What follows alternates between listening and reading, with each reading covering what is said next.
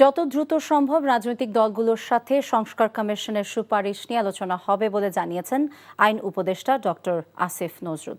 সন্ধ্যায় রাজধানীর foreign service একাডেমিতে ব্রিফিংয়ে একথা বলেন উপদেষ্টা। এর আগে ৬ সংস্কার কমিশনের পূর্ণাঙ্গ প্রতিবেদন প্রকাশ করা হয়। আইন উপদেষ্টা জানান, পূর্ণাঙ্গ প্রতিবেদন এবং সুপারিশমালা রাজনৈতিক দল এবং গণ অভ্যুত্থানের পক্ষের শক্তিগুলোর কাছে পাঠানো হবে। এরপর শিক্ষার্থী, নাগরিক সমাজ, রাজনৈতিক দলের প্রতিনিধি, সরকারের প্রতিনিধি নিয়ে পরামর্শ সভার ভিত্তিতে সংস্কার ভাবনার রূপরেখা চূড়ান্ত করা হবে। দেশের স্বার্থে সর্বোচ্চ পর্যায়ে ঐক্যমত প্রতিষ্ঠার চেষ্টা করা হবে বলেও জানান তিনি। প্রয়োজনীয় সংস্কার শেষে দ্রুত নির্বাচন দেয়া হবে বলে আবারও জানান উপদেষ্টা। সর্বোচ্চ পর্যায়ে আপনার ঐক্যমত প্রতিষ্ঠার চেষ্টা করা হবে। এই সংস্কারগুলো করা হচ্ছে আমাদের ক্ষমতায় থাকা দীর্ঘায়িত করার জন্য না, তাহলে বহু কিছুই বাস্তবায়িত হবে।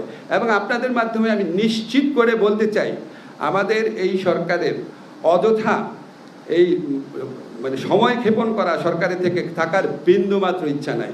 আমরা অবাধ সুষ্ঠু নির্বাচন নিশ্চিত করার জন্য ফান্ডামেন্টাল রাষ্ট্র মেরামতের ফান্ডামেন্টাল শর্ত পূরণ করার জন্য রাজনৈতিক ঐক্যমতের ভিত্তিতে যেই সংস্কারগুলো অতি জরুরি সেগুলি করার সাথে সাথে নির্বাচন প্রক্রিয়ার মাধ্যমে আমরা চলে যেতে চাই। এটা নিয়ে কোনো রকম দ্বিধাদ্বন্দ্বের অবকাশ নেই।